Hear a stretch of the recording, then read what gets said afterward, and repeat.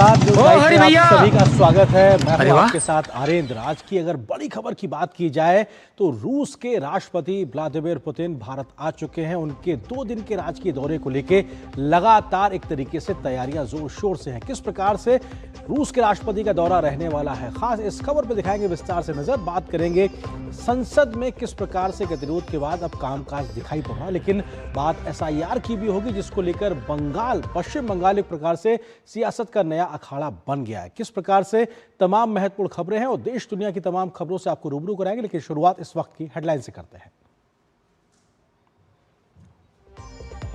2 दिन की यात्रा पर दिल्ली पहुंचे रूसी राष्ट्रपति व्लादिमीर पुतिन। प्रधानमंत्री मोदी ने पालम हवाई अड्डे पर की अगवानी। दोनों नेताओं ने देखा सांस्कृतिक कार्यक्रम। एक ही गाड़ी से हुए रवाना। प्रधानमंत्री मोदी के साथ होगा डिनर।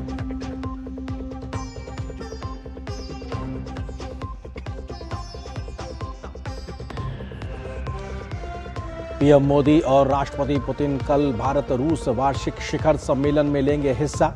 व्यापार और वाणिज्य के साथ ही रक्षा सहयोग बढ़ाने पर हो सकती है बात। कई समझौतों पर लग सकती है मोहर।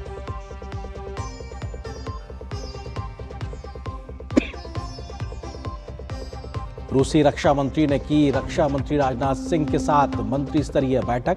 राजनाथ सिंह ने कहा, शिखर सम्मेलन साझेदारी को करेगा गहरा और मजबूत। रूसी रक्षा मंत्री ने कहा, हमारी साझेदारी वैश्विक सुरक्षा की गारंटी।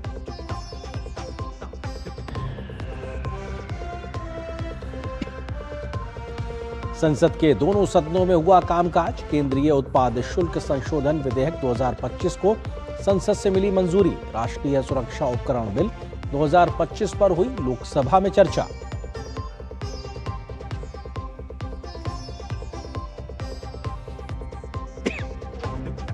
अमेरिकी टैरिफ के बावजूद भारतीय अर्थव्यवस्था तेजी से बढ़ रही आगे। फिच रेटिंग्स ने 2025-26 के लिए GDP वृद्धि का अनुमान बढ़ाकर किया 7.4%। S&P ने भी कहा, भारत की अर्थव्यवस्था है मजबूत।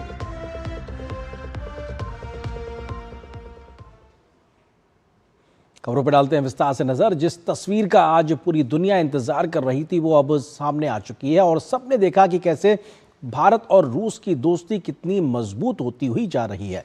रूस के राष्ट्रपति व्लादिमीर पुतिन जब दिल्ली के एयरपोर्ट पहुंचे तो खुद प्रधानमंत्री नरेंद्र मोदी उनको रिसीव करने एयरपोर्ट पहुंचे। प्रोटोकॉल के तहत प्रधानमंत्री मोदी ने रूसी राष्ट्रपति को रिसीव किया और गले लगाकर उनका दिल्ली में भारत में स्वागत किया। एयरपोर्ट से दोनों ही नेता एक ही कार से निकले तो पूरी दुनिया को दोस्ती का नया संदेश भी दिया। भारत रूस के आपसी संबंधों के लिहाज से रूसी राष्ट्रपति का मौजूदा दौरा बेहद खास होने वाला है।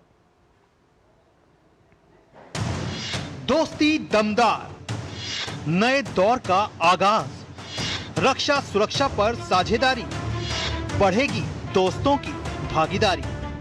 2 देशों की मजबूत दोस्ती का जब जिक्र होता है तो भारत रूस का जिक्र जरूर होता है। वक्त बदला, हालात बदले, लेकिन एक चीज जो अटूट है वो है भारत और रूस की दोस्ती। रूसी राष्ट्रपति व्लादिमीर पुतिन शाम में अपने विशेष विमान से दिल्ली पहुंचे तो उनका भव्य स्वागत हुआ। उनके स्वागत के लिए हवाई अड्डे पर मौजूद थे खुद प्रधानमंत्री नरेंद्र मोदी।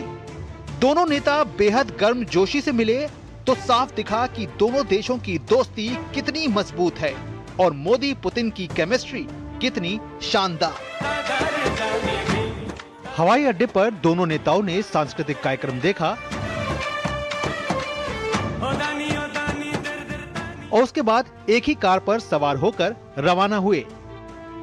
दोनों नेताओं के बीच रिश्ते कैसे हैं, इसका अंदाजा राष्ट्रपति व्लादिमीर पुतिन द्वारा दिए गए एक टीवी चैनल को इंटरव्यू से लगाया जा सकता है, जिसमें उन्होंने पीएम मोदी की तारीफ करते हुए कहा, प्रधानमंत्री नरेंद्र मोदी दबाव में झुकने वाले नेता नहीं हैं। दुनिया ने भारत की मजबूत और स्पष्ट स्थिति देखी है। भारत अपने नेतृत्व पर गर्व कर सकता है। तमाम अंतर्राष्ट्रीय हालातों के बीच भारत रूस सामरिक और आर्थिक साझेदारी लगातार मजबूत हो रही है और राष्ट्रपति पुतिन का ये दौरा दोनों देशों के संबंधों को और प्रगाढ़ करेगा। शुक्रवार को औपचारिक स्वागत के बाद प्रधानमंत्री नरेंद्र मोदी और रूस के राष्ट्रपति व्लादिमीर पुतिन दोनों देशों के बीच वार्षिक शिखर सम्मेलन में हिस्सा लेंगे। भारत और रूस के बीच ये 23वां शिखर सम्मेलन होगा। हालांकि इस बीच टेलीफोन पर दोनों नेताओं के बीच संपर्क बना रहा और वे इस साल चीन में हुए SCO शिखर सम्मेलन के वक्त भी मिले।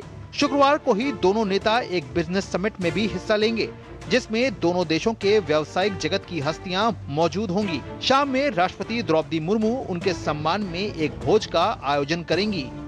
विदेश मंत्रालय के मुताबिक इस बार की वार्षिक बैठक का मुख्य एजेंडा व्यापार और वाणिज्य पर केंद्रित होगा।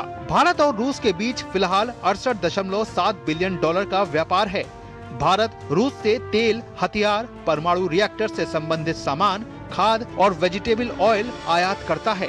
रूस को भारत से बड़े पैमाने पर pharmaceuticals, chemicals, iron and steel और मरीन प्रोडक्ट्स निर्यात होते हैं। दोनों देशों ने व्यापार को 2030 तक 100 बिलियन डॉलर तक ले जाने का लक्ष्य तय किया है। President Putin's visit here is a further strengthening of relationship between India and Russia. We are also looking at increased trade between Russia and India. I think defense is one area where we are very closely intertwined, and more purchases of parts and equipment will continue. And on the business side also, we are hoping for increased trade between the two countries. Bharat और रूस के बीच रक्षा क्षेत्र में लगातार सहयोग बढ़ रहा है और माना जा रहा है कि इस दौरे में इसे और बढ़ाने पर चर्चा होने की संभावना है। माना जा रहा है कि यात्रा के दौरान S-400 और सुखोई विमानों की नई खेप की खरीद से संबंधित नीतिगत मामलों पर चर्चा हो सकती है। ब्रह्मोस सहित कई रक्षा उपकरण भारत और रूस के सहयोग के तहत अब भारत में ही निर्मित होते हैं। I mean, there is talk of the fact that we will orders for the remaining 2 S-400 systems that are to be supplied. The 2 systems, of course, will be supplied, but there is talk of orders for 4 more systems or 5 more systems. There's also talk of an S-500 collaboration. There is talk of Russia placing the Sukhoi the Su-57 at our disposal, which is a 5th generation aircraft, which is something that I think will upgrade our Air Force capabilities significantly. विज्ञान और तकनीक में भारत और रूस लंबे समय से सहयोग करते रहे हैं। खासकर स्पेस टेक्नोलॉजी में दोनों देश और सहयोग बढ़ा सकते हैं और दोनों देशों के बीच की शिखर वार्ता में छोटे परमाणु संयंत्र लगाने पर भी बात हो सकती है। इसके अलावा दोनों नेताओं के बीच वैश्विक मुद्दों पर भी विचारों का आदान प्रदान होगा। समझा जाता है कि दोनों नेताओं की शिखर वार्ता में रूस यूक्रेन संकट और गाजा इजराइल पर भी चर्चा होगी। दिल्ली से अखिलेश सुमन के साथ ब्यूरो रिपोर्ट, डीडी न्यूज। तो रूस के राष्ट्रपति भारत आ चुके हैं और क्या संभावित एजेंडा हो सकता है उस लिहाज से अगर बात की जाए तो दोनों नेताओं के बीच में इंडो पैसिफिक पे बात हो सकती है, यूरेशियाई सुरक्षा पर भी बात हो सकती है दोनों नेताओं के बीच में, क्योंकि ये बेहद महत्वपूर्ण क्षेत्रीय और वैश्विक मसले हैं। इस पे लिहाज से अगर बात की जाए तो ऊर्जा सुरक्षा को लेकर भी बात हो सकती है कि आखिर कैसे इस दिशा में आगे बढ़ा जाए। साइंस, टेक्नोलॉजी, विज्ञान और तकनीक को लेकर भी दोनों ही नेता विस्तार से बात कर सकते हैं। इसके साथ साथ अंतरिक्ष के क्षेत्र में सहयोग कैसे बढ़ाया जाए बैठक का संभावित एजेंडा हो सकता है। साथ ही साथ द्विपक्षीय व्यापार को कैसे तेज गति दी जाए और $100 अरब का जो मामला है, जो लक्ष्य है, वो कैसे आगे बढ़ा जाए। क्षेत्रीय और वैश्विक मुद्दों पर भी दोनों नेता विस्तार से बात कर सकते हैं। साथ ही साथ अगर बात की जाए तो यूक्रेन संघर्ष को लेकर भी भारत का रुख साफ रहा है कि कैसे शांति स्थापना के लिए, समाधान के लिए बातचीत का मार्ग अपनाना चाहिए। तो ये अपने आप में बड़ा संभावित एजेंडा हो सकता है। इसी तरीके से अगर बात की जाए तो रूस के राष्ट्रपति के भारत आने से पहले ही दोनों देशों के बीच आपसी सहयोग को बढ़ाने के लिहाज से हलचल तेज हो चुकी है। रूस के रक्षा मंत्री पहले ही भारत पहुंचे हैं और उन्होंने भारत के रक्षा मंत्री राजनाथ सिंह के साथ आज बैठक करके रक्षा क्षेत्र में सहयोग को आगे बढ़ाने पर विस्तार से चर्चा की है। तो वहीं वाणिज्य मंत्री पीयूष गोयल ने भी आज भारत रूस बिजनेस फोरम की बैठक को संबोधित किया और दोनों देशों के बीच में जो व्यापारिक लक्ष्य है $100 अरब का 2030 तक, उसको कैसे तेजी से पूरा किया जाए और नए सेक्टर्स की संभावनाओं में कैसे आगे बढ़ा जाए, उस पर भी उन्होंने विस्तार से बात रखी है। रूसी राष्ट्रपति व्लादिमीर पुतिन के भारत पहुंचने से पहले उनके तमाम आला मंत्री भारत पहुंच चुके थे और दिन में ही वार्ताओं का सिलसिला शुरू हो गया। रूसी रक्षा मंत्री आंद्रेई बेलोसोव ने रक्षा मंत्री राजनाथ सिंह के साथ दिल्ली में राष्ट्रीय युद्ध स्मारक पर पुष्पांजलि अर्पित की। इसके बाद आंद्रेई बेलोसोव ने मानेकशॉ सेंटर में रक्षा मंत्री राजनाथ सिंह की मौजूदगी में tri service guard of honour का निरीक्षण किया। इन कार्यक्रमों के बाद शुरुआत हुई बातचीत की। रूसी रक्षा मंत्री ने मानेकशॉ सेंटर में रक्षा मंत्री राजनाथ सिंह के साथ सैन्य और सैन्य तकनीकी सहयोग पर 22वीं भारत रूस इंटर गवर्नमेंटल कमीशन की मंत्री स्तरीय बैठक की अध्यक्षता की। इस मौके पर रक्षा मंत्री राजनाथ सिंह ने कहा कि पीएम मोदी और रूसी राष्ट्रपति पुतिन के बीच नियमित रूप से बातचीत होती रही है। राजनाथ सिंह ने कहा कि रूस भारत का एक विशेष और विशेषाधिकार प्राप्त रणनीतिक साझेदार भी है। 2000 में भारत और रूस के बीच रणनीतिक साझेदारी पर घोषणा पर हस्ताक्षर करने के बाद से रक्षा क्षेत्र में हमारे सहयोग में प्रभावशाली प्रगति दर्ज की गई है। उन्होंने कहा कि ये शिखर सम्मेलन हमारे देशों के बीच विशेष और विशेषाधिकार प्राप्त साझेदारी को गहरा और मजबूत करेगा। इकोनॉमिक साइड पर हम पिछले महीने मॉस्को में हुए India Russia working group on trade and economic cooperation की 26th मीटिंग के सफल आयोजन का स्वागत करते हैं और हम Russia led Eurasian economic union के साथ फ्री।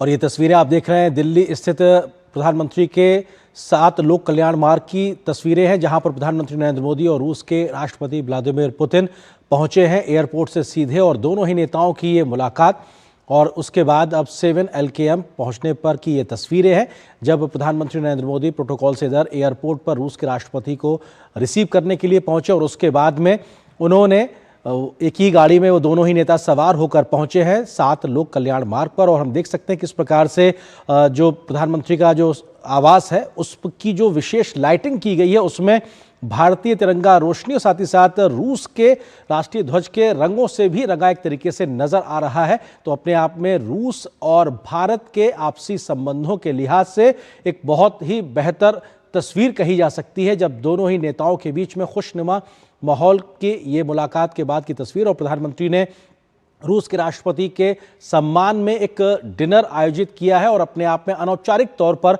जब रात्रि भोज का आयोजन होगा तो ऐसे में दोनों ही नेता बैठ के विस्तार से बातचीत करेंगे। हालांकि इस प्रकार के बातचीत का कोई एजेंडा पहले से तय नहीं होता, अनौपचारिक तौर पर तमाम मसलों पर दोनों ही नेता खुलकर विस्तार से बात करते हैं, वो कोई भी विषय हो सकता है। और ऐसे में हमने देखा कि एयरपोर्ट पर भी भारत की ओर से रेड कारपेट बिछाकर राष्ट्रपति पुतिन का स्वागत किया गया। तो यहाँ दिल्ली स्थित प्रधानमंत्री के राजकीय आवास पर, सरकारी आवास पर भी जब प्रधानमंत्री मोदी लेकर पहुंचे राष्ट्रपति पुतिन को, तो वहां पर भी रेड कारपेट के साथ प्रधानमंत्री ने उनका स्वागत किया है। दोनों नेताओं ने पहले शेक हैंड किया, खुशनुमा मिजाज में दोनों ही नेता बातचीत करते हुए आगे बढ़ते हुए नजर आए। और ऐसे में भारतीय और रूस के राष्ट्रीय ध्वजों की एक पूरी श्रृंखला यहाँ पे दिखाई पड़ती है, जो दोस्ती के आयाम को प्रतिबिंबित करती है।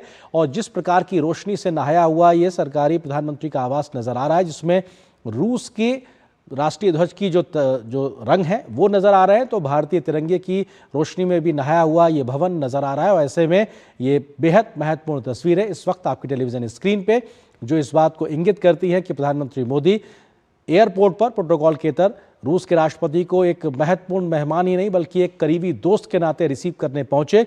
और एक ही गाड़ी से दोनों ही नेता एयरपोर्ट से प्रधानमंत्री के सरकारी आवास तक पहुंचे और उसके बाद प्रधानमंत्री ने उनका अपने सरकारी आवास पर स्वागत किया। दोनों ही नेताओं के जो शेक हैंड किया, उसके बाद अब रात्रि भोज का आयोजन राष्ट्रपति पुतिन के सम्मान में प्रधानमंत्री मोदी ने किया हुआ है। और ऐसे में दोनों ही नेताओं के बीच में अब अनौपचारिक तौर से बिना किसी एजेंडे के लंबी विस्तार से बातचीत का एक मौका भी होगा, जब खाने की मेज पर दोनों ही नेता बैठेंगे। और निश्चित तौर से इस बात की भी संभावना है कि प्रधानमंत्री मोदी जब राष्ट्रपति पुतिन को भारतीय व्यंजनों से अवगत कराएंगे और उनके सम्मान में जो भोज दिया गया है उसमें कई ऐसे भारतीय व्यंजन भी निश्चित तौर से रखे जाएंगे, क्योंकि भारत की जो सांस्कृतिक विविधता है, ऐसे ही खान पान की विविधता है, उस लिहाज से भी अपने आप में एक मौका होगा भारतीय खान पान की विविधता से रूस के राष्ट्रपति को परिचित कराने के लिहाज से। और ऐसे में विशेष तरीके से तमाम व्यंजन परोसे जाएंगे और उस खाने की मेज पर दोनों ही नेताओं के बीच में जब अनौपचारिक तौर से विस्तार से बात होगी तो ये अपने आप में दोनों देशों के संबंधों को प्रगाढ़ करने के लिहाज से एक मजबूत आधार स्तंभ तैयार करेगी। साथ ही साथ दोनों ही नेताओं के बीच की केमिस्ट्री को आगे बढ़ाएगी।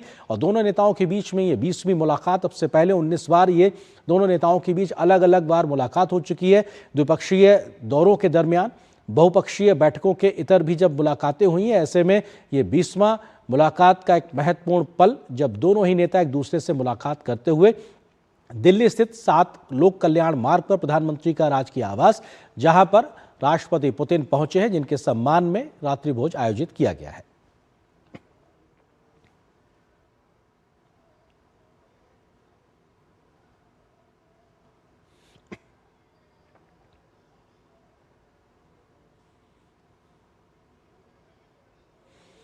तो ये तस्वीरें अपने आप में बेहद खास, क्योंकि 2 दिन के राजकीय दौरे पर रूस के राष्ट्रपति व्लादिमीर पुतिन भारत पहुंचे हैं और हमने देखा एयरपोर्ट पर प्रधानमंत्री नरेंद्र मोदी प्रोटोकॉल के इतर उनको रिसीव करने पहुंचे।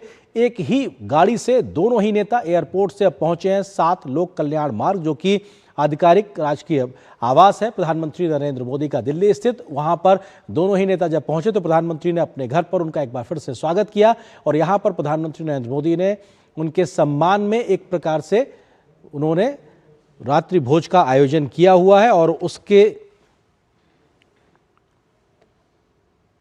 प्रधानमंत्री ने एक तरीके से ट्वीट भी किया है। प्रधानमंत्री ने ट्वीट करके अपनी बात लिखी है। उन्होंने साफ तौर से लिखा है, delighted to welcome my friend president Putin to India, looking forward to our interaction later this evening and tomorrow. India Russia friendship is a time tested one that has greatly benefited our people।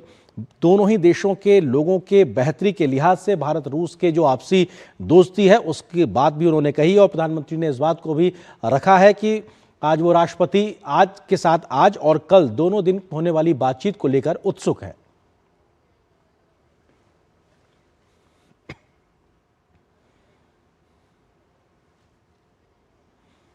तो महत्वपूर्ण तस्वीरें हम आपको लगातार दिखा रहे हैं, लेकिन अगर बात की जाए रक्षा सहयोग को लेकर दोनों देशों में किस प्रकार का एजेंडा है, तो लंबित रक्षा परियोजनाओं की समीक्षा भी कल एक तरीके से एजेंडे में रहेगी और सुखोई 30 MKI अपग्रेडेशन पर भी चर्चा होती नजर आएगी, क्योंकि यह बेहद महत्वपूर्ण है और विमानों के उन्नयन पर भी निर्णय हो सकता है, विस्तार से बात हो सकती है दोनों नेताओं के बीच में। S-400 प्रणाली की आपूर्ति को लेकर भी 2018 के बाद से जो थोड़ी सी बाधाएं थी उस पर कैसे आगे बढ़ा जाए निर्बाध तरीके से, वो बात होगी। संस्थागत रक्षा सहयोग में विस्तार पर भी दोनों नेता कल विस्तार से बात कर सकते हैं, तो ये संभावित एजेंडा है। रक्षा के लिहाज से तकनीकी हस्तांतरण और को प्रोडक्शन को लेकर भी विस्तार से बात होगी और ये अपने आप में बेहद महत्वपूर्ण होगा। लॉजिस्टिक सपोर्ट जैसे व्यापक मुद्दों पर भी रक्षा के क्षेत्र में विस्तार से बात हो सकती है और जनरेशन 5 के सुखोई 57E लड़ाकू विमान के खरीद पर भी चर्चा संभावित है। तो रक्षा क्षेत्र को लेकर जो एजेंडा है, इसी प्रकार से अगर आर्थिक एजेंडे की बात की जाए तो लगभग $68 अरब द्विपक्षीय व्यापार है दोनों देशों के बीच में। मौजूदा वक्त में भारत का निर्यात लगभग $5 अरब के आसपास में है, तो वहीं भारत का आयात की अगर बात की जाए तो ये लगभग $64 अरब के आसपास में है। इसमें बड़ा एक अंतर है, तो उसको कैसे पाटा जाए उस पर भी दोनों नेता विस्तार से बात कर सकते हैं। साथ ही साथ 2025 तक द्विपक्षीय निवेश $50 अरब का लक्ष्य रखा गया। ये इन्वेस्टमेंट की बात है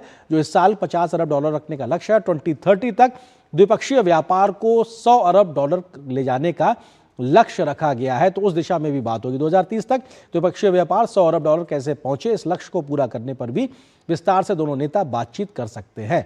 तो ये अपने आप में बेहद महत्वपूर्ण कल के एजेंडा रह सकता है और प्रधानमंत्री ने इस प्रकार की जो बातचीत कल होगी शिखर सम्मेलन में दोनों ही नेताओं के बीच में, उसको लेकर अपनी उत्सुकता जाहिर की है। तमाम क्षेत्रों पर विस्तार से बात होगी। कौन कौन से संभावित एजेंडा रह सकता है, ये अपने आप में बेहद महत्वपूर्ण होगा। तो अपने आप में प्रधानमंत्री मोदी ने कहा, मेरे दोस्त पुतिन का भारत में स्वागत है, और तो प्रधानमंत्री का एक तरीके से ट्वीट के माध्यम से उन्होंने बात की और आज और कल उनसे बातचीत का इंतजार रहने का भी जिक्र प्रधानमंत्री ने अपनी बात में रखा है। उन्होंने कहा है कि पीएम मोदी ने कहा कि पुतिन की यात्रा पर प्रधानमंत्री ने ट्वीट किया है, एक्स पर उन्होंने सोशल मीडिया साइट पर अपनी बात को रखा है और उन्होंने कहा कि मेरे दोस्त पुतिन का भारत में स्वागत है। दोस्त लिखना अपने आप में एक करीबी दोस्ती और संबंध को भी एक तरीके से दिखाता है। उन्होंने लिखा है प्रधानमंत्री मोदी ने कि आज और कल उनसे बातचीत का इंतजार रहेगा। आज अनौपचारिक बातचीत खाने की मेज पर और कल औपचारिक तरीके से एजेंडे के तहत बातचीत होगी। क्या क्या विषय रहेंगे बैठक के दरमियान, वो अपने आप में बेहद महत्वपूर्ण रहने वाले हैं और इसी महत्वपूर्ण खबर पर हम आगे चर्चा भी करेंगे। उससे पहले एक छोटे से ब्रेक के लिए रुकते हैं। ओ हरी भैया, अरे वाह, खेतों में कौन सी फसल लगाए हो? 12 महीने कमा कर दे ऐसी फसल। क्या? मैंने नया व्यवसाय शुरू किया है। उसके लिए पैसे? इसमें किसी निवेश की जरूरत ही नहीं। अच्छा मुखिया जी। अरे मुखिया जी नमस्ते। अरे हरी, कब आ रहे हो? आप बस चलिए, मैं पहुंचता हूँ। अब मैं LIC एजेंट हूँ। LIC एजेंट बनो, अब बड़ा सोचो। हमारी वेबसाइट पर जाएं या अपनी नजदीकी LIC शाखा से संपर्क करें। वाह, गाय तुम्हारी माता है ना? तो पशुहार के नाम पर जहर क्यों खिलाता है? अनसंड हटा, दिल से खिला, सिर्फ कपिला, देश का नंबर 1 पशु आहार। जब धरती चीर कर निकलता है लोहे का पत्थर और मिलता है मोंगिया के जोश से, फिर तपता है, पिघलता है और बनता है फौलाद। अब होता है सरिया सारी खूबियों के साथ। मोंगिया स्टील, मजबूत देश का मजबूत सरिया। यार सोच रहा हूँ पॉलिसी बाजार से टर्म लाइफ इंश्योरेंस ले लेता हूँ, ताकि मेरे बाद फैमिली को पैसों की कमी ना। तू भी ले ले यार, अभी तो यंग है यार, बाद में देखते हैं। आजा। पॉलिसी बाजार पर 0 GST के साथ अब 1 करोड़ का टर्म लाइफ इंश्योरेंस सिर्फ 400 रुपए महीने से शुरू। गोल्डी छोले मसाले, जहाँ जाए रिश्ते बनाए। गोल्डी लाए हैं फ्रेश लॉक टेक्नोलॉजी, जो रखे मसालों को हर समय फ्रेश। और आज की बड़ी खबर पे अब हम करेंगे चर्चा, जिससे जुड़ा है आज का हमारा विशेष भी। भारत रूस रणनीतिक रिश्तों की मजबूत डोर अपने आप में लगातार उस दिशा में आज तमाम महत्वपूर्ण तस्वीरें भी हम आपको लगातार दिखा रहे हैं। और इस विषय पे बात करने के लिए खास मेहमान मेरे साथ मौजूद हैं। डॉक्टर संदीप त्रिपाठी हैं, जो कि विदेश मामलों के जानकार हैं। इसके अलावा एम्बेसडर मंजू सेठ, जो कि फॉर्मर सीनियर डिप्लोमेट, पूर्व वरिष्ठ राजनयिक। आप दोनों का बहुत बहुत स्वागत है हमारे साथ में। एम्बेसडर मंजू जी, किस तरीके से देखा जाए, प्रधानमंत्री मोदी आज जब रूस के राष्ट्रपति को एयरपोर्ट पर प्रोटोकॉल के तहत रिसीव करने पहुंचे, एक ही गाड़ी से 7 LKM तक पहुंचे हैं, प्रधानमंत्री के आवास तक, और अब उनके सम्मान में रात्रि भोज, ये शुरुआती तस्वीरें कैसे एक मोमेंटम सेट करती नजर आ रही हैं?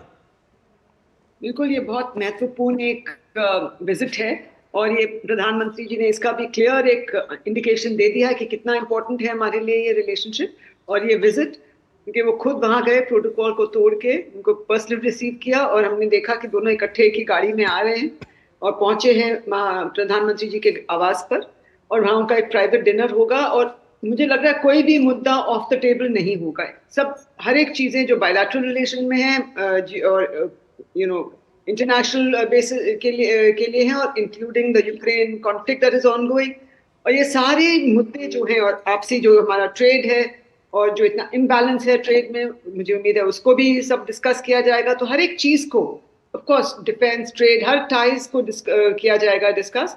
और एक वो भी है जो उनके जो बहुत रुपी सरप्लस उनके पास रूस के पास हो गया है, उसको भी इन्वेस्ट करने का, इंडिया में री इन्वेस्ट करना, किस में, जॉइंट वेंचर्स में या नई उसमें मैन्युफैक्चरिंग में, तो उस पर भी मुझे उम्मीद है कि चर्चा होगी।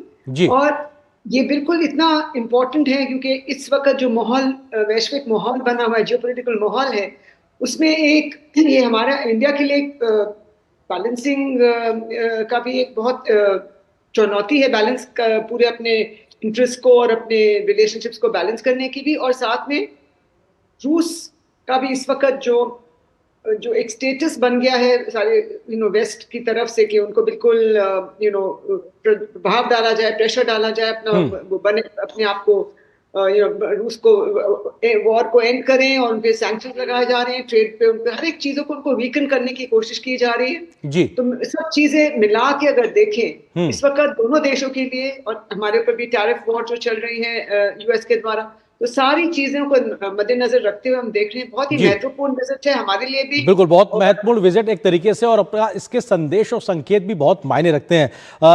डॉक्टर त्रिपाठी, किस तरीके से देखा जाए, क्योंकि हम जब रूस के साथ सहयोग की बात करते हैं तो भाषा एक बाधा के तौर पे कई बार चर्चा होती है, लेकिन आज की अभी तक की जो तस्वीरें आई हैं दोनों नेताओं की एक दूसरे के साथ बातचीत करते हुए खुशनुमा माहौल में, उसमें कहीं भाषा बाधा दिखाई नहीं पड़ रही है। ये भी एक संदेश देता है भविष्य के लिहाज से कि अब भाषा बाधा नहीं होने वाली दोनों देशों के सहयोग में। देखिए, आपने सही कहा कि जब रिश्ते दिल के होते हैं, मुझे लगता है कि आदरणीय प्रधानमंत्री जी जब जुलाई 2024 में मॉस्को गए थे और आज जब पुतिन भारत पर यात्रा पर हैं, तो एक ही स्वर है जो कॉमन है, वो ये है कि आदरणीय प्रधानमंत्री जी ने बोले थे 24 में कि आज मैं अपने मित्र के घर में हूं, और यही बात आज पुतिन भी बोल रहे हैं कि आज हम अपने दोस्त के घर में हैं। तो मुझे लगता है ये जो दोस्ती का ये जो एक फीलिंग है आपस में, ये दुनिया में किसी मुल्क के बीच में नहीं है जितना कि भारत और रूस के बीच में होता है। तो वहां पर भाषा का कोई सवाल ही नहीं उठता है। अब रही बात यह है कि जिस प्रकार से आदरणीय प्रधानमंत्री जी ने अभी ट्वीट किया कि हमें उम्मीद है, क्योंकि जिस तरीके से दुनिया एक ध्रुव में बटी हुई है और भारत ने और रूस ने, दोनों ने, रूस ने तो हम देख ही रहे कि 2022 के बाद से जो पूरे सैंक्शन झेला और पूरा पश्चिम देशों ने कॉर्नर किया, और उस कॉर्नर के विकल्प में भारत को, हालांकि हमारे इससे पहले से ही बहुत प्रगाढ़ थे, लेकिन जब जब मुश्किलें दोनों देशों पर आती हैं तो ये दोनों देश बहुत करीब आते हैं। हमने इतिहास में भी देखा है और आज वही इतिहास की झलक हमारे सामने है कि जब रूस की इकोनॉमी को तोड़ने की कोशिश किया गया तो भारत ने अपना बाजार रूस को दिया, और जब भारत को सेंसर लगाया गया कि यदि आप ऑयल लोगे रूस से तो हम आपको 25% का टैरिफ लगाएंगे, भारत झुका नहीं। भारत ने कहा है कि भारत की स्ट्रेटेजिक इकोनॉमी हमारी विदेशी नीति की आधारशिला है, और हम इस बात की चिंता नहीं करते हैं कि अमेरिका क्या सोचेगा, चाइना क्या सोचेगा। हम चिंता इस बात की करते हैं कि भारत की आवाम को इस रिश्ते से क्या फायदे होंगे, और मुझे लगता है यही कारण है कि हमने सारी अमेरिका के दबाव को किनारे करते हुए भारत के ऑयल को इंपोर्ट करने की कोशिश को जारी रखे। और आज सबसे बड़ा सवाल यह है कि पुतिन के साथ आया कौन है। देखिए, रोजनेफ्ट जिस पर अमेरिका ने सैंक्शन लगाया है, उसके सीईओ भी इस डेलीगेशन में हमारे साथ हैं। तो एक बहुत बड़ी मैसेजिंग है कि रूस और भारत के जो रिश्ते हैं वो ग्लोबल प्रेशर में कभी नहीं बने हैं। हाँ, इतना जरूर है कि जब दोनों पर कभी दबाव पड़ा, वैश्विक दबाव पड़ा है, तो दोनों करीब आए हैं। अब मुझे लगता है बिल्कुल वही करीबी नजर भी आ रही है जिसका जिक्र आप कर रहे हैं त्रिपाठी जी। मंजू सेठ जी, किस तरह से देखा जाए, क्योंकि राष्ट्रपति पुतिन के साथ में एक बहुत बड़ा डेलीगेशन आया है, उनके साथ मंत्री आए हैं जो अलग अलग विभागों के प्रमुख के तौर पे हैं, उसके अलावा एक बहुत बड़ा बिजनेस डेलीगेशन आया है। ये क्या एक संदेश देता है कि अब यहां से भारत रूस के आपसी संबंधों में एक बहुत बड़ा डाइवर्सिफिकेशन दिखाई पड़ेगा, विविधता भी दिखाई पड़ेगी, हम लिमिटेड सेक्टर्स तक सीमित नहीं रहेंगे, बल्कि ये बहुत ज्यादा व्यापक होने वाला है? अमजद सेठ, बिल्कुल बहुत व्यापक होने ही वाला है, क्योंकि उसके अलावा कोई ऑप्शन भी नहीं है अगर आप देखें, क्योंकि हमारा जो ट्रेड इम्बैलेंस बहुत बन गया है रूस के साथ, और वो भी समझ रहे हैं कि इतना ज़्यादा देर तक चलेगा नहीं, और थोड़ा सा हमारे जो इंपोर्ट्स हैं वो भी हमने कम किए हैं ऑयल के, बिकॉज हमारी कंपनीज ने, क्योंकि इतना दबाव है तो फिर वो कोई फ़ायदा नहीं है इंपोर्ट करने का। लेकिन मुझे उम्मीद है कि हर सेक्टर में ये जिसको डिस्कस किए जाएंगे, जैसे अपने का बिजनेस डेलीगेशन आई हुई है, defence sector, energy sector, nuclear energy sector, space sector, AI innovation, सब हर एक जो इमर्जिंग टेक्नोलॉजीज हैं उसमें, और ट्रेड एंड डिफेंस में तो है ही। और हमारी मार्केट्स हम जो वहाँ रूस की जो मार्केट्स के लिए हम रिक्वेस्ट कर रहे हैं कि हमारे जो प्रोडक्ट्स हैं वहाँ पे और किस किस चीज़ की ज़रूरत है, कैसे उसको मार्केट एक्सेस मिले, तो उसकी बात की जाएगी। रेयर अर्थ मिनरल्स की बात की जा रही है, हर एक अक्रॉस द बोर्ड हर एक चीज़ की डिस्कशन है, हर एक चीज़ ऑन द टेबल। और ये एक दर्शाता है कि दोनों का जो ये रिलेशनशिप है, जैसे प्रोफेसर साहब ने भी कहा, बहुत ही time tested long standing relationship है। हाँ, थोड़े ऊपर नीचे दबाव आते, ऊपर नीचे चढ़ाव उतार आते रहते, लेकिन ओवरऑल बहुत ही स्टेडी और स्ट्रॉन्ग रिलेशनशिप ये रहा है, और आगे चल के भी ऐसा ही होगा। और जैसे जैसे जो चैलेंजेस आ रहे हैं उसमें हमें डाइवर्सिफाई करना पड़ेगा, उनको भी करना पड़ेगा, हमें भी करना पड़ेगा। बिल्कुल कोई डिस्कस होगा अभी। बिल्कुल वही डिस्कस होगा। डाइवर्सिफाई करना वक्त की जरूरत भी है, क्योंकि उस प्रकार का ट्रेड इम्बैलेंस एक तरीके से दिखाई पड़ रहा है। डॉक्टर त्रिपाठी, क्योंकि अगर सेक्टर स्पेसिफिक बात करें तो डिफेंस को लेकर इस दौरे के दरमियान भी एक बार फिर से बहुत ज्यादा चर्चाएं हो रही हैं। S-400 की बात हो रही है, S-500 की बात हो रही है, सुखोई 57 को लेकर नेक्स्ट जनरेशन जो लड़ाकू विमान है उनको लेकर चर्चा हो रही है। आपको लगता है कि रक्षा के क्षेत्र में भी एक बहुत बड़ा सहयोग का इस बार एक आधार तैयार होता हुआ दिखाई पड़ेगा, क्योंकि टेक्नोलॉजी ट्रांसफर और को प्रोडक्शन को लेकर भी बहुत चर्चा हो रही है? किस तरह से देखते हैं आप इसको?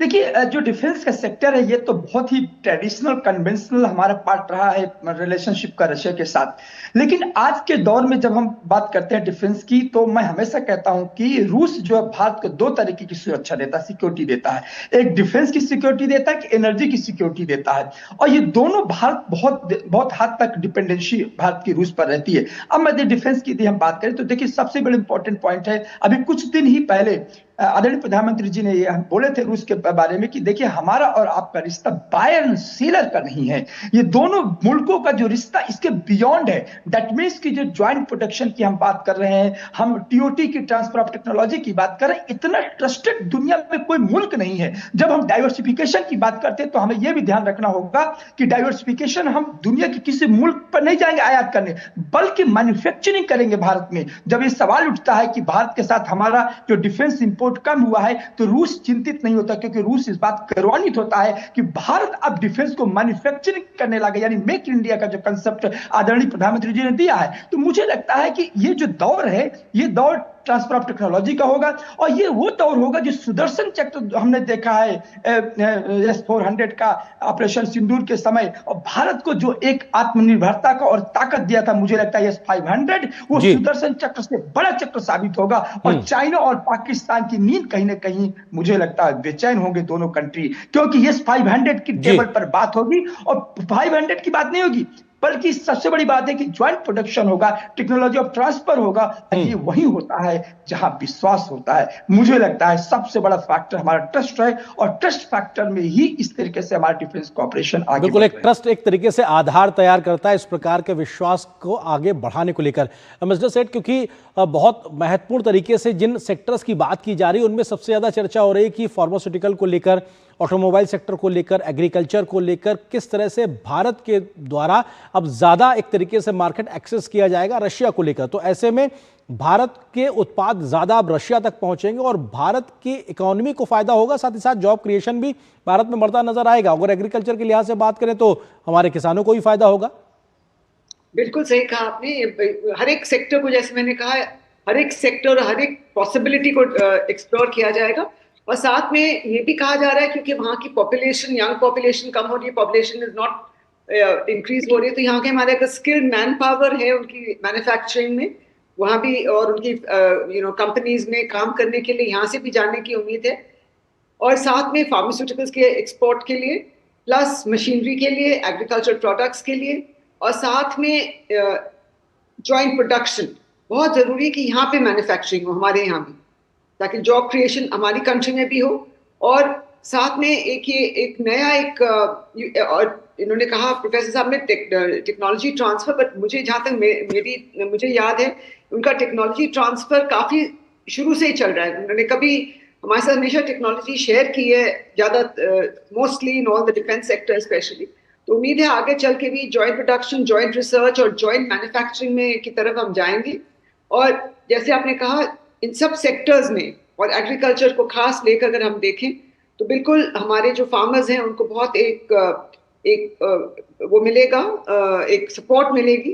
हम इस वक्त काफी जो कई प्रोडक्ट्स दूसरे देशों में जाते हैं वो यहाँ डाइवर्सिफाई हो जाएंगे। जैसे मैंने कहा ट्रेड इम्बैलेंस है तो वो ट्रेड इम्बैलेंस भी एड्रेस होगा। तो हर एक चीज डिस्कस की जाएगी और मुझे उम्मीद है इस पे कोई ना कोई MOUs और एग्रीमेंट्स जरूर साइन होंगे। उनके सारे मंत्री आए हुए हैं इसीलिए, और टॉप लीडरशिप है जो फाइनल डिसीजन लेंगे इन सब मुद्दों पे।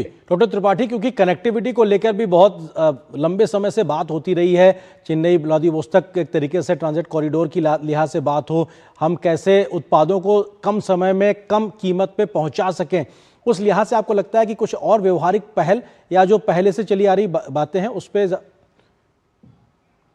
देखिए, कनेक्टिविटी को हमें हमेशा मानते हैं कि ये हमारी ट्रेड का और इकोनॉमी का एक बहुत ही बड़ा बेस लाइन होता है, और इसके लिए दो तरीके का इंफ्रास्ट्रक्चर।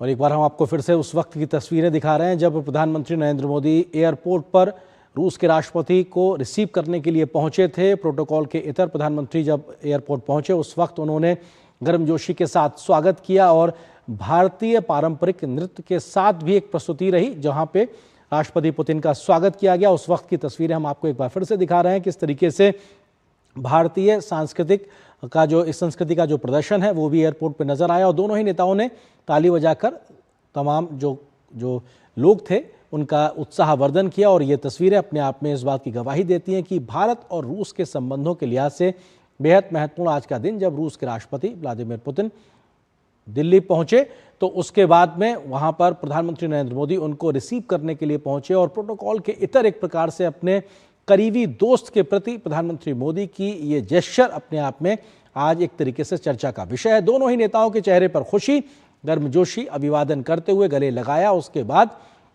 तमाम जो अन्य अधिकारी मौजूद थे उनके साथ भी मुलाकात और परिचय होता हुआ और सभी के साथ अभिवादन स्वीकार करने के बाद में जो भारतीय सांस्कृतिक छटा थी उसका प्रदर्शन भी एक तरीके से राष्ट्रपति पुतिन और प्रधानमंत्री मोदी ने देखा। और उसके बाद दोनों ही नेता एक ही साथ एक ही गाड़ी में वापस एयरपोर्ट से आए। दिल्ली स्थित प्रधानमंत्री के राजकीय आवास 7 LKM 7 लोक कल्याण मार्ग, और वहाँ की भी तस्वीरें हमने आपको दिखाई थी। तो अपने आप में बेहद महत्वपूर्ण तस्वीरें। राष्ट्रपति का 2 दिन का राजकीय दौरा, भारत का, रूस के राष्ट्रपति का, और अपने आप में आज अनौपचारिक तौर से इस वक्त संभवतः बातचीत हो रही होगी दोनों ही नेताओं के बीच में खाने की मेज पर। लेकिन कल औपचारिक तौर से दोनों ही नेता 23वें भारत रूस शिखर वार्ता के लिए बातचीत करेंगे, एक दूसरे से संवाद करते नजर आएंगे। तो बहुत महत्वपूर्ण दौरा, और अपने आप इस दौरे से इस बात के लिहाज से भी चर्चा लगातार हो रही है क्योंकि एक बहुत बड़े डेलीगेशन के साथ रूस के राष्ट्रपति व्लादिमीर पुतिन भारत आए हैं। उनके 7 मंत्री, इसके अलावा तमाम बड़े बड़े जो ऑफिशियल्स हैं वो आए हैं, और तमाम बिजनेस लीडर्स भी राष्ट्रपति पुतिन के साथ भारत दौरे पर आए हैं। ऐसे में इस बात की पूरी संभावना है कि भारत और रूस के बीच के जो सहयोग है उसका जो विस्तार होता हुआ नजर आएगा। और ये बड़े डेलीगेशन के साथ राष्ट्रपति पुतिन का भारत आना इस बात का सीधे तौर पे संकेत है, तस्दीक करता है कि दोनों देशों के जो सहयोग का आधार है वो अब विस्तार लेता हुआ नजर आएगा, वो डाइवर्सिफाइड होता नजर आएगा, उसमें एक बृहत्ता नजर आएगी, विविधता नजर आएगी, और उस विविधता के तहत दोनों देशों की अर्थव्यवस्थाओं को एक बड़ा संबल मिलेगा। और रक्षा सुरक्षा सहयोग से आगे बढ़कर तमाम ऐसे सेक्टर्स पे लगातार बात हो रही, जिसमें फार्मास्यूटिकल की बात हो, ऑटोमोबाइल सेक्टर की बात हो, एग्रीकल्चर की बात हो, शिपिंग की बात हो, मैरीन प्रोडक्ट्स की बात हो। इन तमाम सेक्टर्स पे लगातार चर्चा हो रही है कि संभवतः इन क्षेत्रों में सहयोग को लेकर नए आधार स्तंभ तैयार होंगे कल की मुलाकात के बाद में। और कल जब शिखर वार्ता होगी दोनों देशों के बीच, 23वीं शिखर वार्ता, उसके बाद ये समझौते के तौर पर एक तरीके से जमीन पे उतर सकते हैं। रेड कारपेट प्रधानमंत्री नरेंद्र मोदी ने स्वागत में बिछाया है राष्ट्रपति पुतिन के, जो सिर्फ एक रूस के नेता या प्रमुख नेता के तौर पर नहीं बल्कि एक करीबी दोस्त के तौर पर भी उनका स्वागत करने के लिए पहुंचे प्रोटोकॉल के तहत दिल्ली के एयरपोर्ट पे।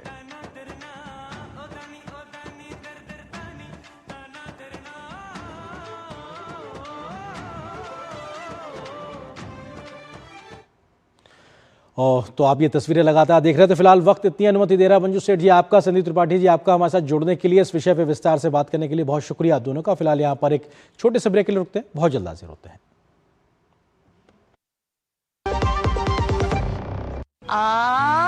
Good girl.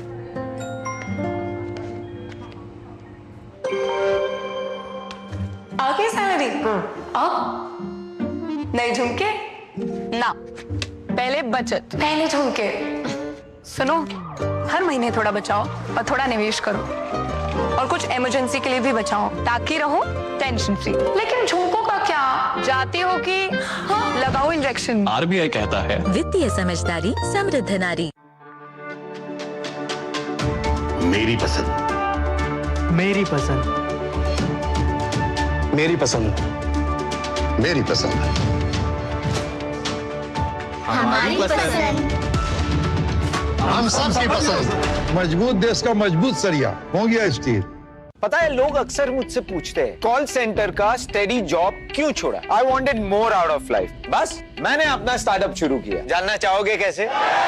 Then start up your own business as an LIC agent. यहाँ सब कुछ है, trade products, zero investment, leading organisation and unlimited opportunities.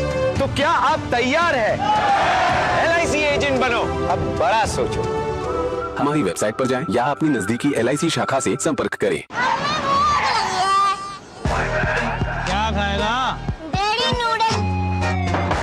Order ले ले भाई, वो छोटू चिंटू जो भी है, रोटी छोटी लगा दे। उत्तरी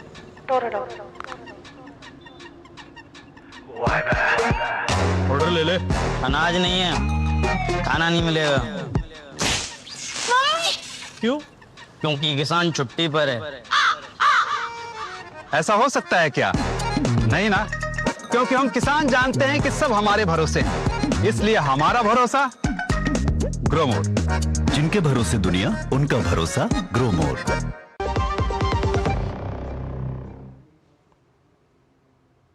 और ब्रेक के बाद आपका एक बार फिर से स्वागत है और बात संसद की करते हैं। संसद में शुरुआती 2 दिनों में एक तरीके से सत्ता पक्ष और विपक्ष के बीच में गतिरोध देखने को मिला, लेकिन उसके बाद सहमति बनी और कल तीसरे दिन और आज चौथे दिन संसद में कामकाज देखने को मिला, क्योंकि अब सहमति बनी है कि जिन मसलों को लेकर विपक्ष चाहता था कि उस पर चर्चा हो, उसको लेकर अब अगले सप्ताह चर्चा होना तय हो गया है बिजनेस एडवाइजरी कमेटी की सिफारिश के बाद में। लेकिन आज भी कई महत्वपूर्ण प्रश्नों को पूछा गया तमाम मंत्रालयों से, तो कई विधायी कामकाज भी देखने को मिले। कैसा रहा संसद में आज कार्रवाई का दिन, देखिए इस रिपोर्ट में।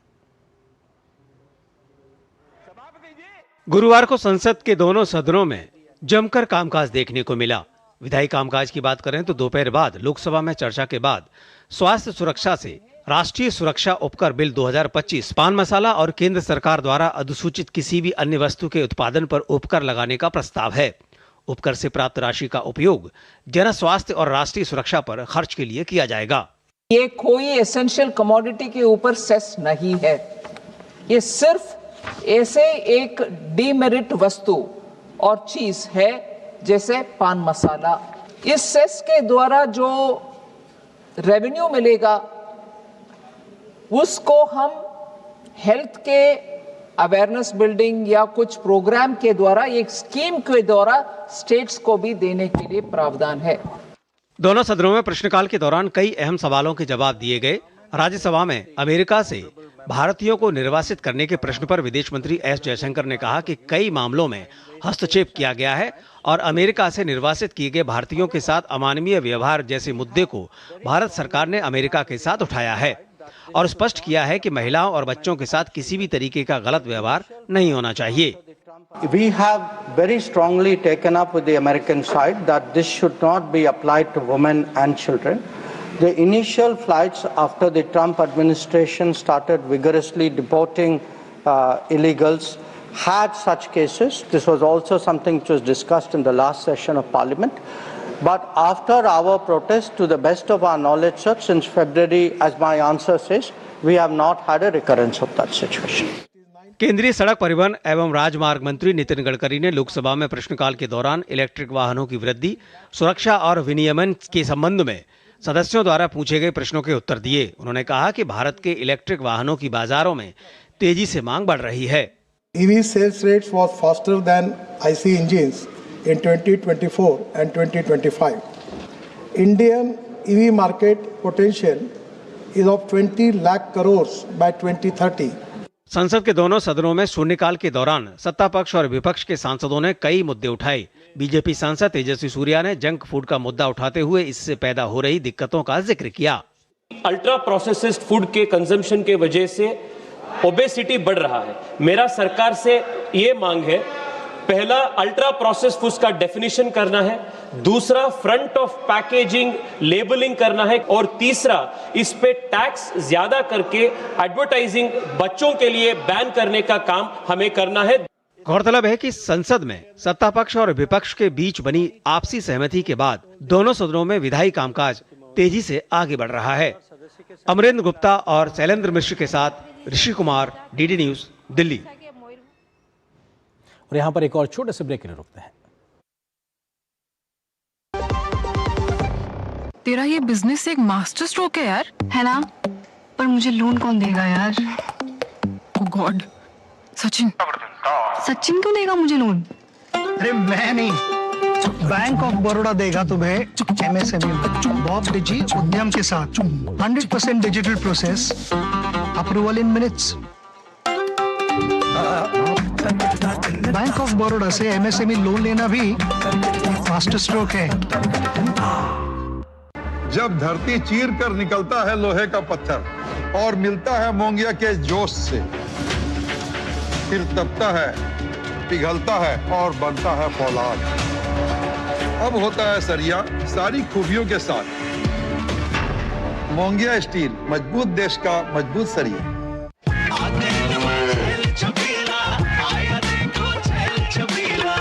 एक कपिला, अरे भाई सब एक ही जैसा होता है। ये लो साधारण पशु आहार।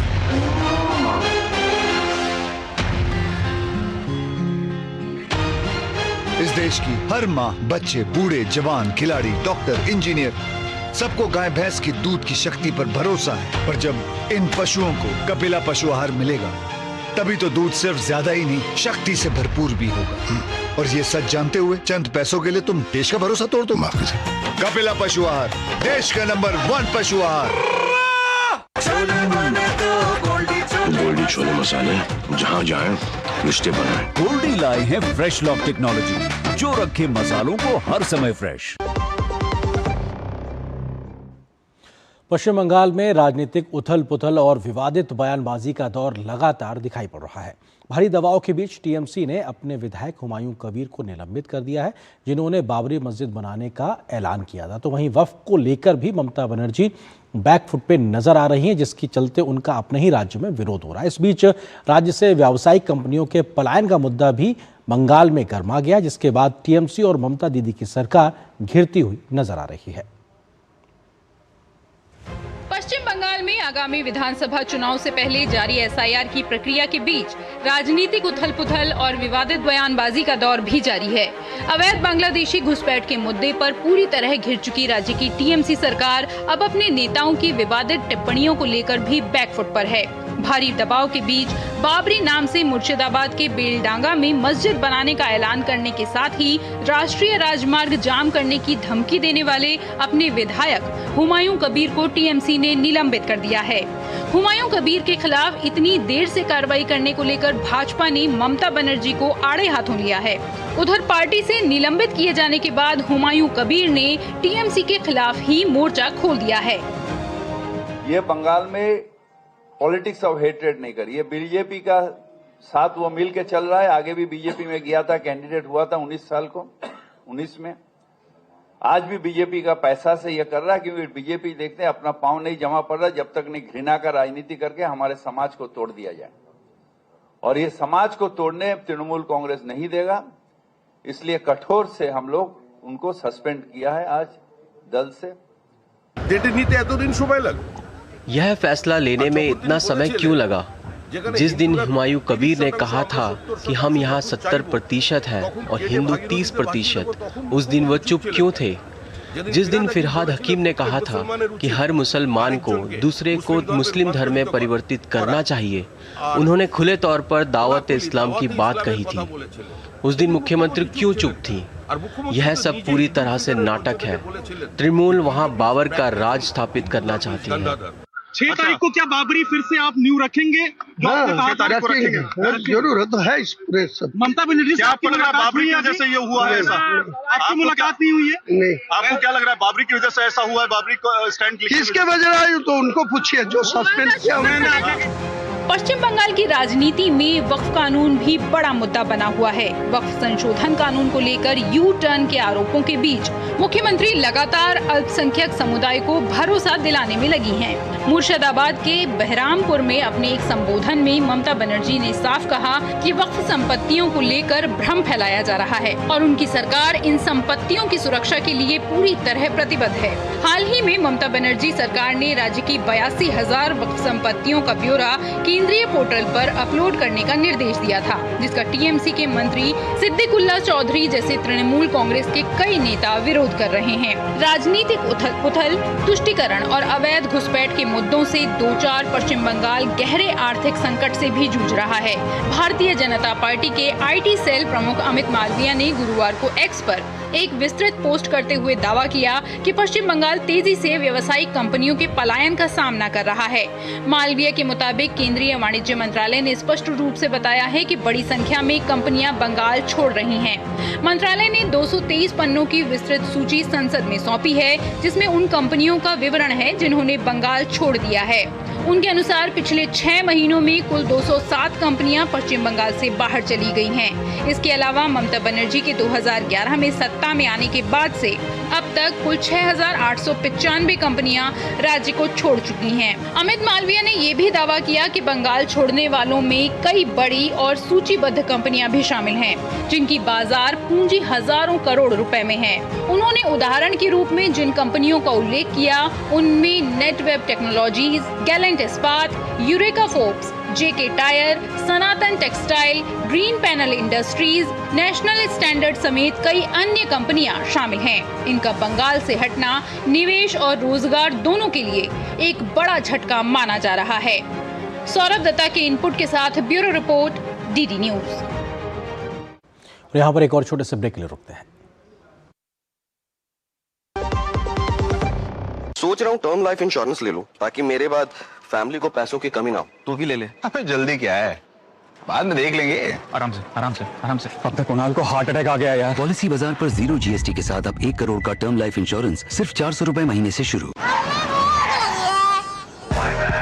क्या खाएगा?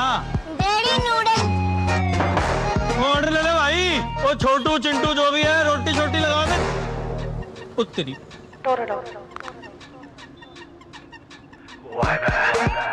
ऑर्डर ले ले। अनाज नहीं है, खाना नहीं मिलेगा। क्यों? क्योंकि किसान छुट्टी पर है। ऐसा हो सकता है क्या? नहीं ना, क्योंकि हम किसान जानते हैं कि सब हमारे भरोसे हैं, इसलिए हमारा भरोसा ग्रोमोर। जिनके भरोसे दुनिया, उनका भरोसा ग्रोमोर। कौन है जो जोड़े देश को? विकसित भारत का विकसित भारत। गोल्डी छोले मसाले, जहाँ जाएं रिश्ते बनाएं। गोल्डी लाए हैं फ्रेश लॉक टेक्नोलॉजी, जो रखे मसालों को हर समय फ्रेश। काशी तमिल संगमम 4.0 में चेन्नई से बनारस आए प्रतिभागियों ने काशी के प्रमुख मंदिरों और गंगा घाटों के दर्शन किए हैं। ये दिन उनके लिए सांस्कृतिक और आध्यात्मिक संगम का रहा है। इस रिपोर्ट में देखिए किस प्रकार से रहा ये दिन खास। काशी तमिल संगमम 4.0 के प्रतिभागियों के लिए गुरुवार का दिन संस्कृति, आस्था और अध्यात्म का अनूठा संगम बन गया। तमिलनाडु से आए करीब 200 प्रतिभागियों ने सुबह की शुरुआत श्री काशी विश्वनाथ के दर्शन से की। काशी विश्वनाथ के दर्शन के साथ ही तमिल श्रद्धालुओं के चेहरों पर परमानंद की चमक उतर आई। नमः पार्वती पतये, हर हर महादेव के नाद से पूरा परिसर आध्यात्मिक ऊर्जा से भर उठा। इसके बाद कारवां पहुंचा अन्नपूर्णा माता मंदिर। यहां प्रसन्नता और श्रद्धा का भाव और भी गहरा दिखा। फिर यात्रा बढ़ी विशालाक्षी मंदिर की ओर, जो तमिल श्रद्धालुओं के लिए विशेष महत्व रखता है। इन मंदिरों में दर्शन के बाद कई प्रतिभागियों की आंखें नम थीं, मानो वर्षों की मनोकामना आज पूरी हो रही हो। दक्षिण भारत के कोने में रखने वाले ग्रामीण लोगों को ऐसा मौका देने वाले हमारे गवर्नमेंट को, हमारे मोदी जी को बहुत बहुत धन्यवाद बताती। गंगा दर्शन घाट पर कदम रखते ही मानो तमिलनाडु से आए मेहमानों को आध्यात्मिक सुकून मिल गया हो। गंगा की हवा, शांत लहरें और काशी की सहज मुस्कान, सब कुछ उनके भीतर उतरता हुआ सा लगा। I am really honored and privileged to be on this holy place of Varanasi, Kashi. On behalf of Kashi Tamil Sangam, we place our gratitude to our Honorable Prime Minister Narendra Modi ji. इतना वेलकम दे रहे हैं, हमको बहुत खुश आ रहे हैं। लोग ऐसे भी है, क्योंकि जब हम बाहर से देखते हैं ना, ये क्या है इन लोगों का, अगर तमिल हम बोलते हैं हमको तो कैसे वेलकम करेगा, ऐसा बिल्कुल हमको ऐसा फील नहीं आ रहे हैं। हम सोच रहे हैं हम इधर ही है, हमारा साउथ इंडिया में ही है, तमिल में ही है, क्योंकि सब ऐसे ही like we feel all united. यात्रा के अंत में सभी प्रतिभागियों ने नमो घाट का दौरा किया। यहाँ लगे विशेष स्टॉलों पर तमिलनाडु और काशी की साझा सांस्कृतिक विरासत सजी हुई थी। कहीं बनारसी बुनकर अपनी महीन कला बुन रहे थे, तो कहीं तमिलनाडु की पारंपरिक वस्तुएं दर्शकों को अपनी ओर खींच रही थीं। इस शानदार अनुभव को तमिलनाडु से आए मेहमानों ने अपने मोबाइल कैमरों में कैद कर लिया। काशी तमिल संगमम 4.0 के तहत भाग लेने वाले तमाम प्रतिभागियों के लिए ये एक अविस्मरणीय क्षण है, जहां वो एक और काशी की आध्यात्मिक शक्ति से रूबरू हो रहे हैं, वहीं दूसरी तरफ वो तमिल और काशी की संस्कृति को भी आत्मसात कर रहे हैं। ये कुल मिलाकर एक भारत श्रेष्ठ भारत के मंत्र को और मजबूत आधार दे रहा है। अपने सहयोगी संदीप के साथ चंद्रशेखर, डीडी न्यूज, नमो घाट, वाराणसी। अंतर्राष्ट्रीय चीता दिवस के मौके पर मध्य प्रदेश के सीएम मोहन यादव ने 3 चीते जंगल में छोड़े। इस अवसर पर पीएम मोदी ने वन्य जीव प्रेमियों को अंतर्राष्ट्रीय चीता दिवस की बधाई दी है। 17 सितंबर 2022 को सरकार ने प्रोजेक्ट चीता शुरू किया था, जिसकी बदौलत देश में चीतों की संख्या में लगातार इजाफा हो रहा है। देखिए इस रिपोर्ट को मुझे और मेरी पूरी टीम को दीजिए अनुमति। नमस्कार। चीतों की घटती आबादी के प्रति जागरूकता बढ़ाने के मकसद से अंतर्राष्ट्रीय चीता दिवस मनाया गया। इस मौके पर मध्य प्रदेश के मुख्यमंत्री मोहन यादव ने कूनो नेशनल पार्क में 3 चीतों को जंगल में छोड़ा। इसमें मादा चीता वीरा और उसके 2 10 महीने के शावक शामिल हैं। भारत के कूनो नेशनल पार्क में चीते फल फूल रहे हैं। उनका कुनबा लगातार बढ़ता जा रहा है। कुल मिलाकर के 32 चीते हमारे अपने राज्य के अंदर वर्तमान में है। इसमें 2 अभयारण्य, एक तो गांधी सागर जहां 3 चीता आज विचरण कर रहे हैं, और ये शिवपुर कुन्ना तो अब अंतर्राष्ट्रीय स्तर का केंद्र बन गया है। ऐसे में धीरे धीरे करके यहीं पैदा हुए तीसरी पीढ़ी के भी शावक अब हमारे यहाँ इस जंगल में मौजूद है। दरअसल चीतों के संरक्षण के लिए भारत सरकार ने प्रोजेक्ट चीता के तहत कई काम किए हैं। 17 सितंबर 2022 को प्रोजेक्ट चीता की शुरुआत हुई थी। ये एक ऐतिहासिक वन्य जीव संरक्षण पहल है, जिसका मकसद विलुप्त हो चुके चीतों को भारत में फिर से लाना है। पहले चरण में नामीबिया से 8 चीते लाए गए, जिसमें 5 मादा 3 नर चीते शामिल हैं। इन्हें कूनो नेशनल पार्क में छोड़ा गया। इसके बाद फरवरी 2023 में दक्षिण अफ्रीका से 12 और चीतों को लाया गया, जिससे देश में चीतों की मूल आबादी को और मजबूती मिली। कई लोगों को चीतों के जिंदा रहने पर शक था, जो गलत साबित हुआ। चीता प्रोजेक्ट की बदौलत दिसंबर 2025 तक भारत में 32 चीते हैं, जो कि अच्छी खासी आबादी है। इन चीतों में से 21 भारत में जन्मे बच्चे हैं। हाल ही में एक बड़ी बात यह हुई कि भारत में जन्मी मादा मुखी ने नवंबर 2025 में 5 स्वस्थ बच्चों को जन्म दिया है।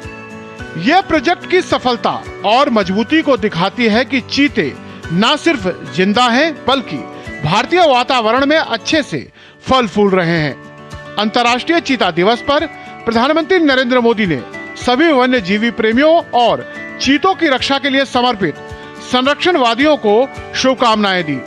सोशल मीडिया अकाउंट एक्स पर चीतों की कुछ तस्वीरें शेयर करते हुए पीएम मोदी ने लिखा कि भारत को कई चीतों का घर होने पर गर्व है। उनमें से काफी संख्या में भारत की धरती पर पैदा हुए हैं। कई चीते अब कूनो नेशनल पार्क और गांधी सागर सेंचुरी में फल फूल रहे हैं।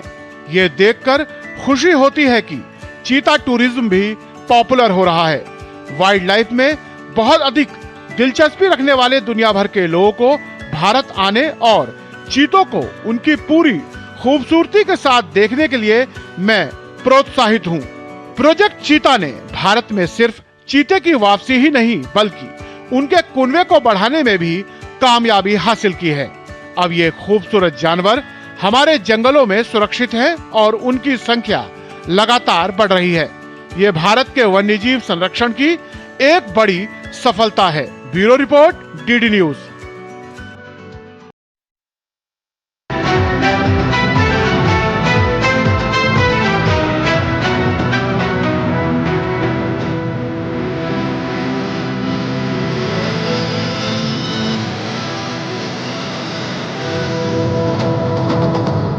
न्यूज नाइट के प्रायोजक थे